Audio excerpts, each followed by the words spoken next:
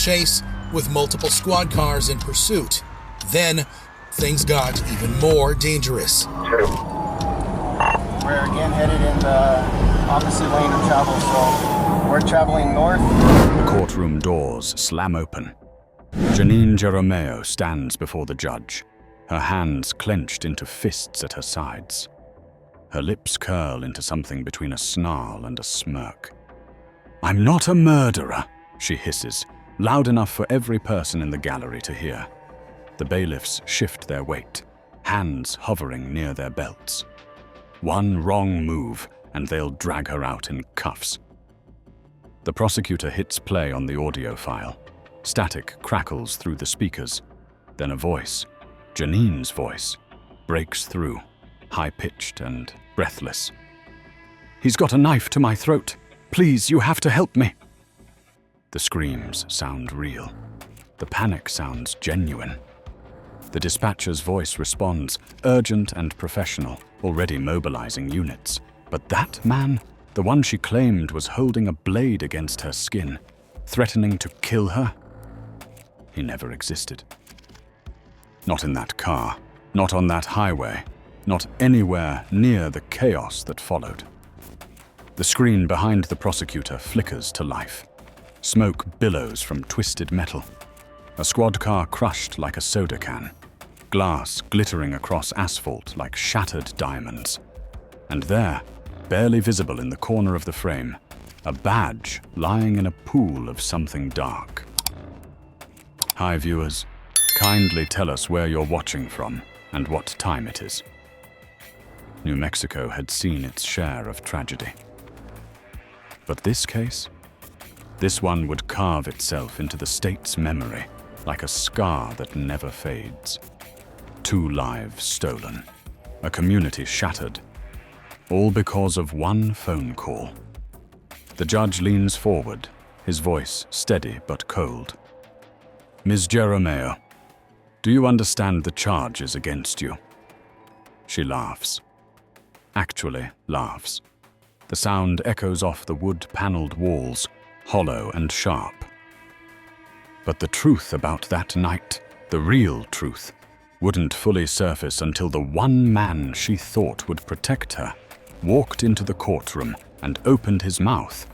And when he did, everything she'd built, every lie she'd spun, would collapse like a house made of cods in a windstorm. Why did she make that call? What was she running from? Or worse, what was she running toward? Do you think someone who lies to 911 deserves the same punishment as someone who pulls the trigger? Drop your thoughts below.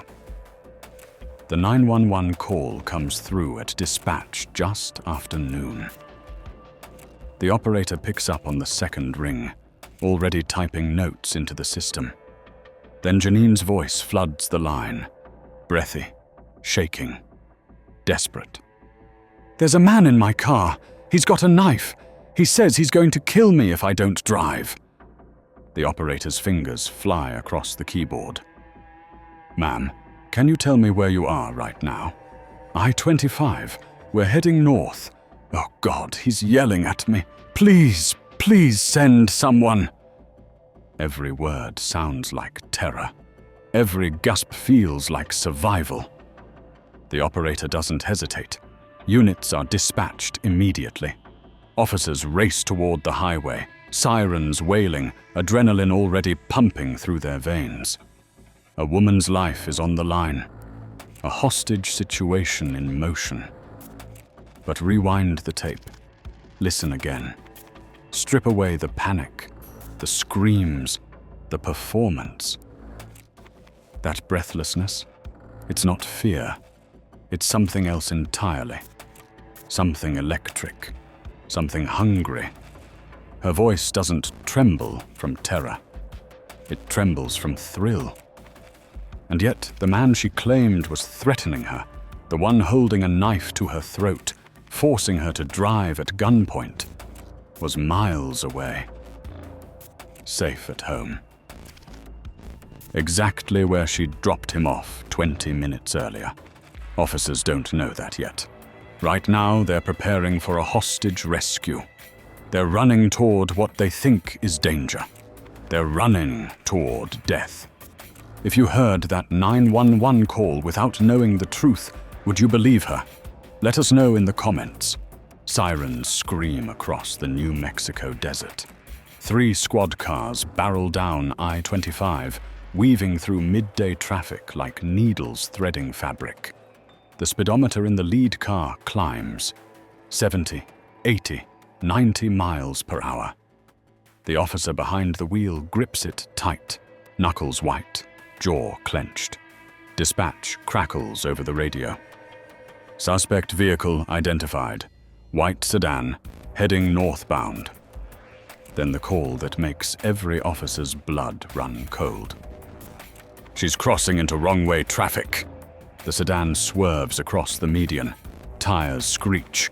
Horns blare. A semi-truck slams on its brakes, smoke pouring from the wheels as it fishtails to avoid collision. The driver leans on the horn, his face twisted in panic behind the windshield. Janine's car shoots past him, missing his front bumper by inches. The pursuing officers follow. They have no choice. A woman's life is supposedly at stake. They weave through oncoming traffic, hearts hammering, every nerve on fire. Cars scatter like frightened animals. One minivan jerks onto the shoulder so hard it nearly flips. An officer's voice breaks over the radio, raw and strained. "This is insane! Civilians everywhere!" Wind roars through the open windows. The smell of burning rubber hangs in the air. The sun glints off chrome and glass, blinding, disorienting. The highway stretches ahead like a ribbon of chaos. But one squad car wouldn't make it out of that chaos. One officer wouldn't make it home. Ahead, barely visible through the haze of heat and exhaust, a black pickup truck appears. It's driving south, in the correct lane, obeying every law, and it's headed straight toward the wrong-way traffic. Would you chase a car into oncoming traffic to save a stranger? Tell us what you'd do. Time slows. The black pickup truck and the squad car hurtle toward each other at a combined speed of over 100 miles per hour. The officer in the cruiser sees it, sees the truck's grille growing larger, the driver's face behind the windshield, eyes wide, hands jerking the wheel. But there's no time, no room, no escape. Metal meets metal with a sound like a bomb going off. The impact is so violent, it tears the engine block from the squad car's frame and sends it tumbling across the asphalt. Glass explodes outward in a glittering cloud. The airbags deploy, then deflate, useless. The truck crumples like paper, its front end folding inward, trapping the driver inside. Officer Robert Duran dies instantly. His neck snaps on impact. By the time the other officers reach the wreckage, he's already gone. No last words.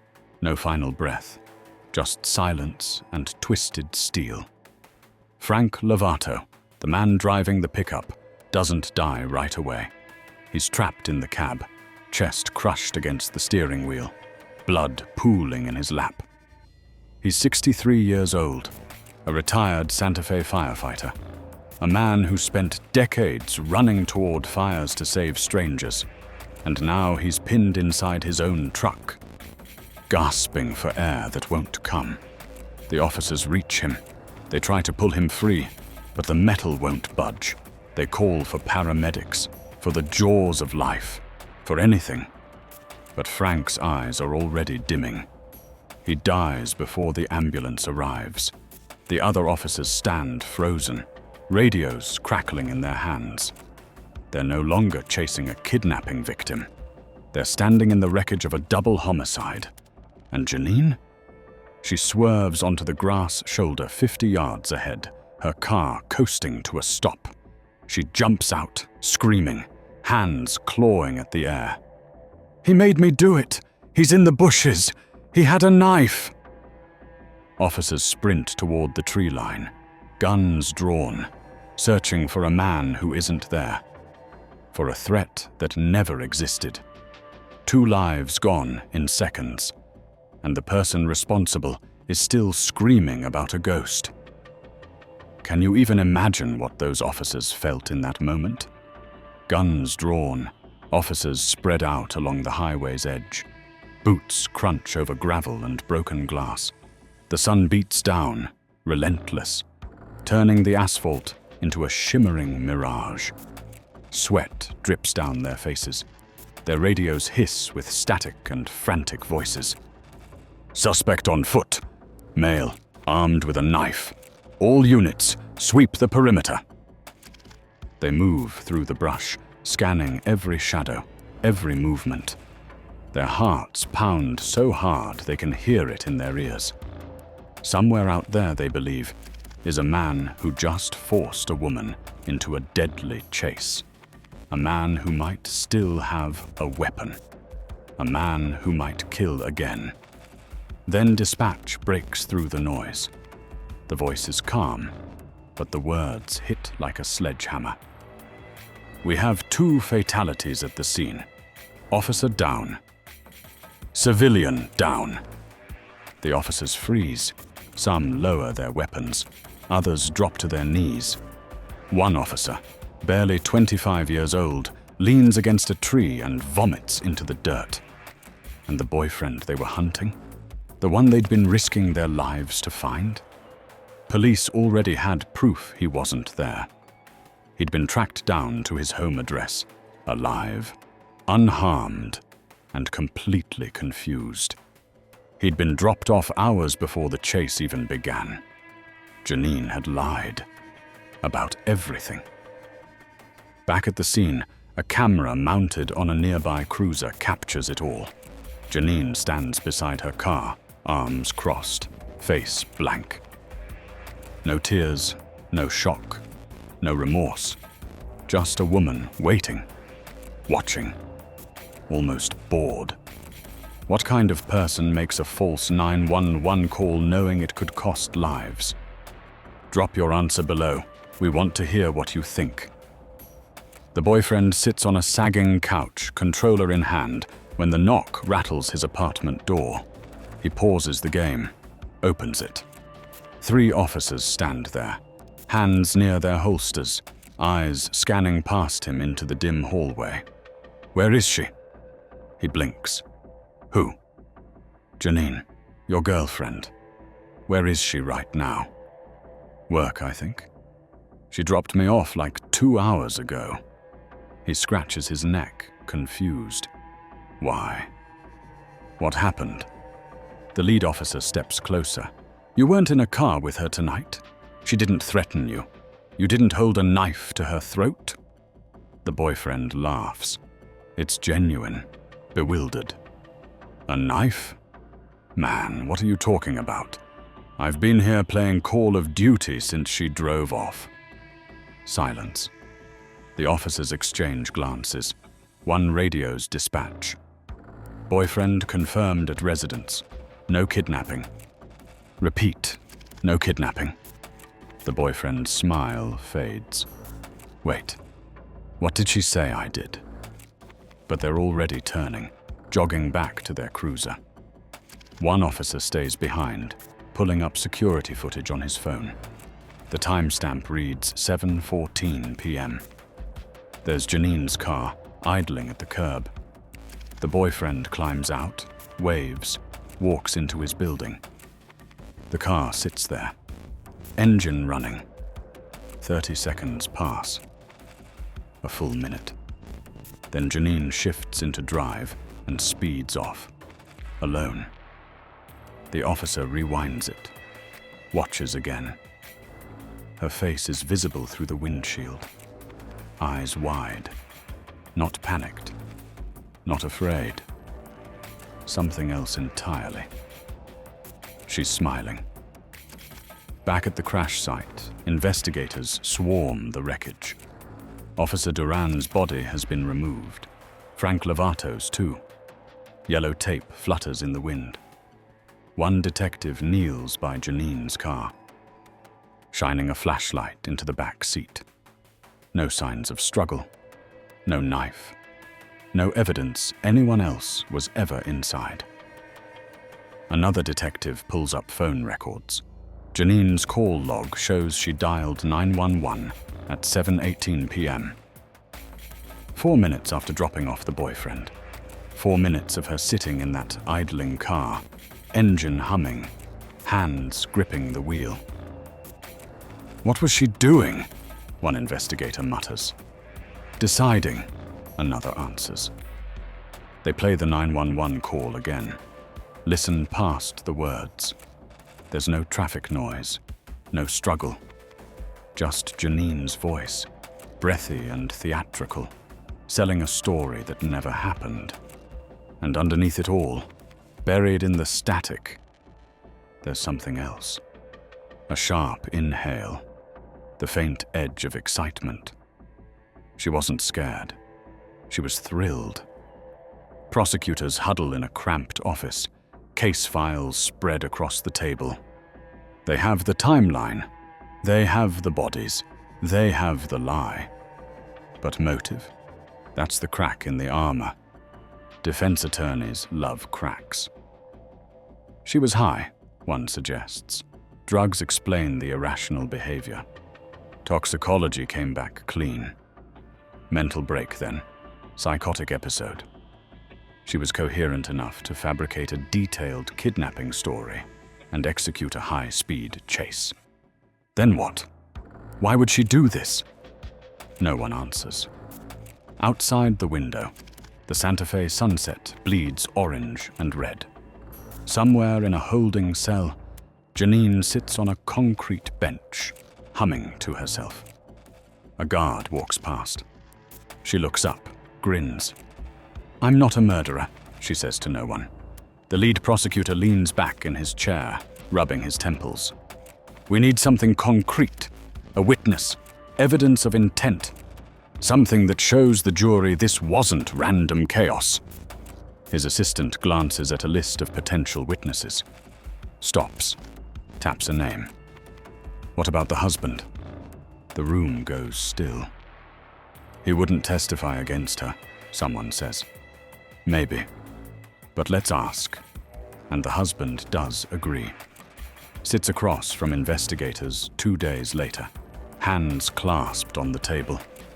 His voice is quiet, tired, like he's been carrying weight for too long and finally gets to set it down. "She's done this before," he says. "Not the crashing, not the killing, but the lying, the chaos.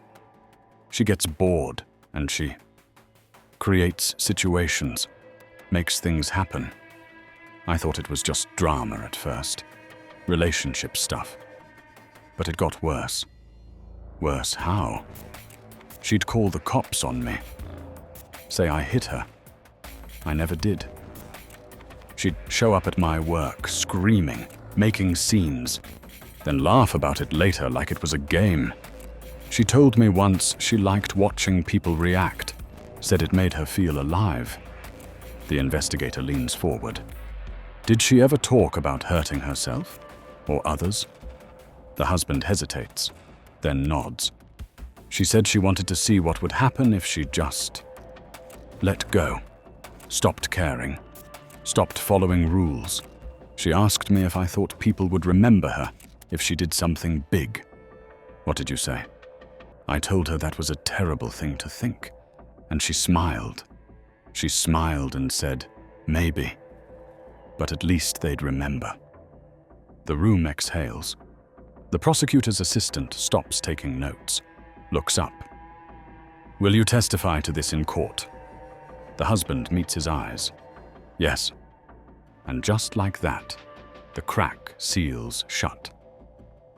Janine strides into the courtroom like she owns it, head high, smirk sharp. The jury shifts in their seats, eyes tracking her every step. She doesn't sit, just stands there, arms crossed, staring at the judge. "You may be seated, Ms. Geromeo." "I'm not a murderer." The judge blinks. "Excuse me?" "I'm not a murderer." Louder this time. The bailiffs tense, hands drifting toward her. But she just repeats it, voice rising. "I'm not a murderer. I'm not a murderer. I'm not. Ms. Jeromeo, sit down now, or you will be removed." She sits, but the damage is done. The jury watches her like she's a live grenade. The prosecutor stands, straightening his tie, and begins laying out the timeline. The 911 call, the chase, the crash, the deaths. Every detail methodical, clinical. He projects the security footage of Janine's car idling outside the boyfriend's apartment. Alone. Smiling. "Ladies and gentlemen, this was not an accident. This was not a kidnapping gone wrong. This was a deliberate act of chaos that resulted in the deaths of 2 men. Officer Robert Duran, who dedicated his life to protecting this community. Frank Lovato, a retired firefighter who spent decades saving lives. Both gone because the defendant chose to lie." Janine rolls her eyes, audibly sighs. One juror flinches. The defense attorney tries to salvage it. Talks about mental health, stress, the fog of panic that can make people act irrationally. But the jury isn't buying it. Not with Janine leaning back in her chair, tapping her fingers on the table, looking bored. The prosecution calls witness after witness. The boyfriend, who recounts the lie. The dispatcher, who describes the terror in her voice, fake in hindsight. The officers who chased her, voices cracking as they describe watching Duran's cruiser collide with that black pickup truck. Then the courtroom doors open. The husband walks in. Janine's entire body goes rigid. Her smirk vanishes. Color drains from her face. She half stands, then catches herself, sitting back down hard. The judge notices. The jury notices. Everyone notices. The prosecutor approaches the stand. "Sir, can you state your relationship to the defendant? I'm her husband, and you've agreed to testify today. Why?" The husband's jaw tightens. "Because 2 people are dead, and I know things that might help you understand why." Janine leans toward her attorney, hissing something. He shakes his head. She hisses louder. The judge bangs the gavel. "Ms. Jeromeo, control yourself." But she's not listening. Her eyes are locked on her husband, and for the first time since this trial began, there's real emotion on her face. Fear. The husband clears his throat. Begins. His voice is steady, but there's a tremor underneath, like he's forcing himself to stay calm. Janine has always been unpredictable. When we first met, I thought it was exciting, spontaneous. But over time, I realized it wasn't spontaneity. It was something else. She'd lie about little things, make up stories, create drama where there wasn't any. I confronted her once and she told me she did it because she was bored. The prosecutor nods. Bored. Yeah. She said normal life felt like suffocating. She needed something to happen, so she made things happen. Can you give an example? The husband hesitates, then reaches into his jacket, pulls out a folded piece of paper. The bailiff takes it, hands it to the judge, who examines it and nods. It's entered as evidence, projected onto the screen for the jury. It's a text message from Janine, sent 3 weeks before the crash. I wonder what it feels like to just stop caring. Like really stop, not pretend. Just do whatever and see what breaks. The jury leans forward. One woman covers her mouth. The husband continues. She sent that to me at 2 a.m. I called her, asked if she was okay. She laughed, said she was just thinking out loud. But I saved it. Because it scared me. Why did it scare you? Because I knew she meant it. She wasn't joking. She was testing the idea, seeing how it felt to say it out loud. Janine erupts. He's lying! She's on her feet, pointing, voice shrill. He's making this up because he wants to hurt me. He's always wanted to hurt me. The judge slams the gavel. Miss Geromeo, sit down immediately. But she doesn't. She's screaming now, face red, spit flying. The bailiffs move in, grabbing her arms. She thrashes, still yelling, "You don't know me! None of you know me!" They drag her back to her seat. Force her down. She's breathing hard, glaring at the jury, at the judge, at her husband, who sits there, expressionless. The prosecutor waits, lets the moment settle, then turns back to the husband. Sir, did your wife ever express a desire to be remembered, to do something people couldn't ignore? The husband nods. Yes, multiple times. She told me once that she didn't care if people loved her or hated her, as long as they remembered her. She said being forgotten was worse than being dead.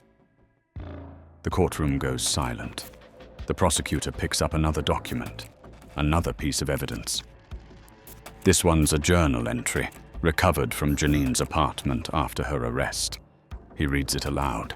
Everyone's so scared of dying, but I think they're scared of the wrong thing. They should be scared of living and no one noticing. I'm not scared. I'm ready. I just need the right moment. The jury stares at Janine. She's gone pale, trembling. The prosecutor sets the journal down. No further questions. The defense attorney tries to redirect, asks the husband if Janine ever harmed anyone before, if she had a history of violence. The husband says no. The attorney seizes on it. So she's never hurt anyone, never been arrested, no criminal record. Doesn't that suggest this was an isolated incident? A moment of poor judgment? The husband looks at him. She killed 2 people. That's not poor judgment. That's something else. The attorney sits down. The husband steps off the stand. As he passes Janine, she grabs his wrist, whispers something. He jerks away, shaking his head, and walks out of the courtroom without looking back. Janine watches him go, then turns to the jury. And for the first time, there are tears in her eyes. But they're not tears of remorse. They're tears of rage. The jury files back in after 43 minutes. That's fast. Too fast for reasonable doubt. Janine sits rigid in her chair, hands clenched in her lap. Her attorney leans over, whispers something. She doesn't respond, just stares straight ahead. The judge enters. Everyone rises, sits. The air is thick, suffocating. One juror won't look at Janine. Another does, face hard. Has the jury reached a verdict? The foreman stands. We have, Your Honor, on the charge of felony first-degree murder in the death of Officer Robert Duran. How do you find? Silence. The clock on the wall ticks. Once, twice. Guilty. Janine flinches, just barely. Her attorney touches her shoulder. She shrugs him off. On the charge of felony first-degree murder in the death of Frank Lovato, how do you find? Guilty. Her breathing quickens, jaw tight. On the charges of aggravated fleeing, making a false report and reckless driving, how do you find? Guilty on all counts. The courtroom exhales. Relief. Grief. Justice. Janine's face twists. She turns to the jury, mouth opening, but the judge cuts her off. Sentencing will proceed immediately. The prosecutor stands, reads a statement from Officer Duran's family. His daughter, 12 years old, wrote about how she'll never see her dad again. how she doesn't understand why someone would lie and cause this. The courtroom is silent except for the sound of people crying. Then Frank Lovato's son speaks, retired firefighter, just like his dad. His voice breaks halfway through. My father spent his whole life running toward danger to save people, and he died because someone decided their boredom mattered more than his life. The judge listens, nods, then turns to Janine. Stand. She does, slowly, defiant. Ms. Jeromeo, I have presided over many cases in my career, but never have I encountered such egregious, deplorable behavior. You fabricated a crisis. You endangered countless lives. You directly caused the deaths of 2 good men. And throughout this trial, you have shown no remorse, no accountability, no humanity. Janine's lip curls. I'm not. You will not speak. I am sentencing you to 2 consecutive life sentences, plus 8 years, to be served without the possibility of parole. You will spend the rest of your life reflecting on the devastation you caused. May you find the remorse that has eluded you thus far. The gavel comes down. Final. Absolute. Janine explodes.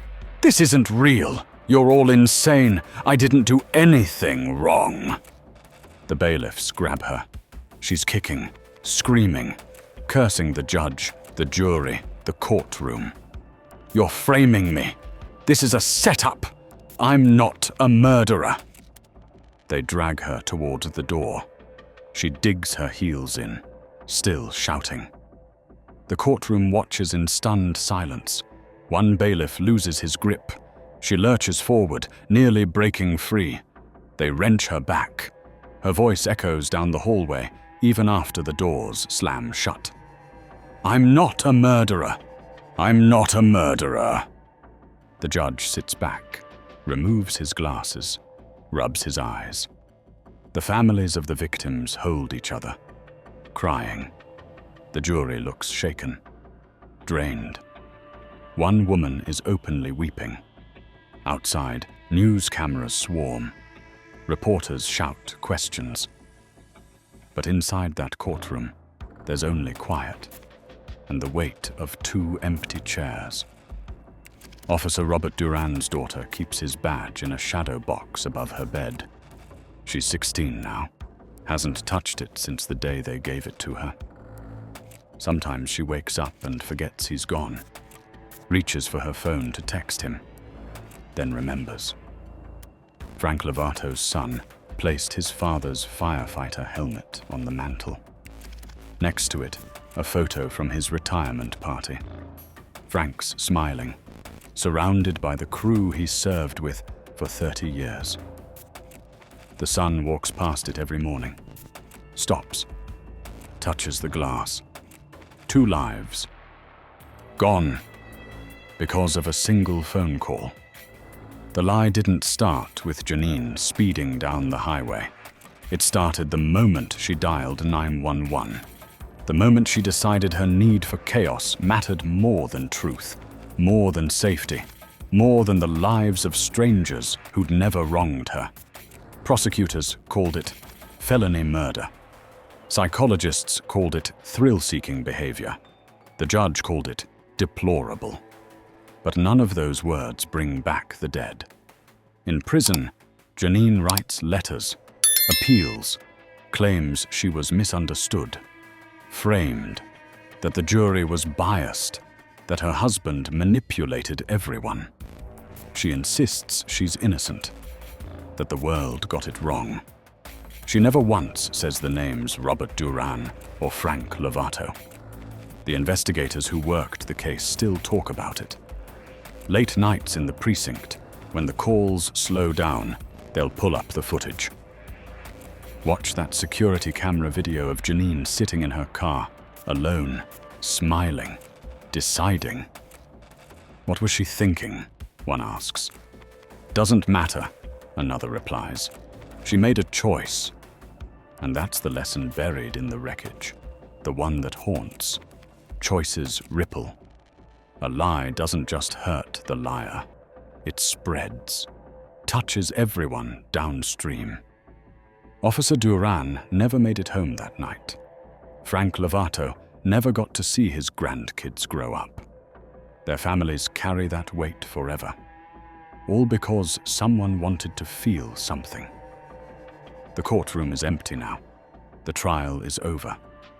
The appeals will drag on for years, but the verdict won't change.